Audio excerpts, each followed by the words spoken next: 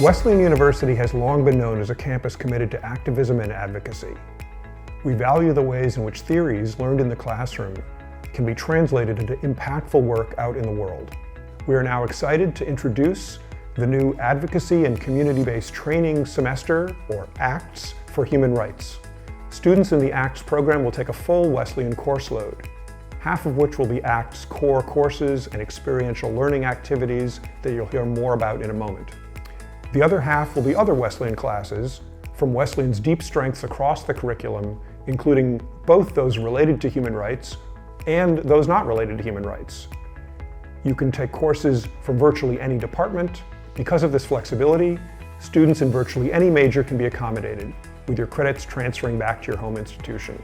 For more on the core components of the ACTS program, here is Professor Jim Cavallero and his colleagues from our partner, the University Network for Human Rights, the headquarters of which are located directly adjacent to campus.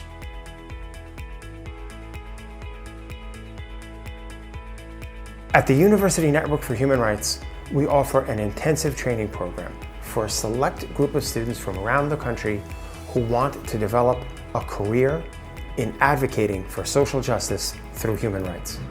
Our intensive training is designed to challenge students well beyond the classroom. We use an innovative methodology that we developed at Harvard and Stanford law schools. What we expect of students is a commitment both to the academic and practical part of all four elements of our program. So the first element of the program is a human rights class where we talk about human rights advocacy, both from a practical but also a theoretical perspective. We hope that by the end of the class, students can meaningfully engage with the critiques, but also the key takeaways from the human rights movement in the last decades.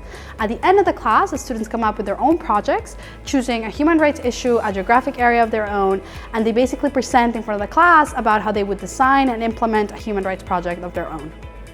The second component of the program is a simulation exercise, which is basically an educational role-playing game. We bring together students in a space where there are actors and a situation that we've recreated, a hypothetical but realistic context of human rights violations, where the students are asked to engage with victims, with possible perpetrators, as if they're on a fact-finding mission. And the idea is that the students get feedback, learn from their mistakes, learn how to do practical human rights work without being in an actual situation. This is to prepare them for the third element, which is to do actual human rights work.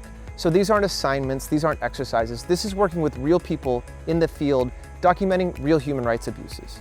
So we've brought students to a range of places, from Bolivia to India to Armenia to the United States, where rights abuses are taking place.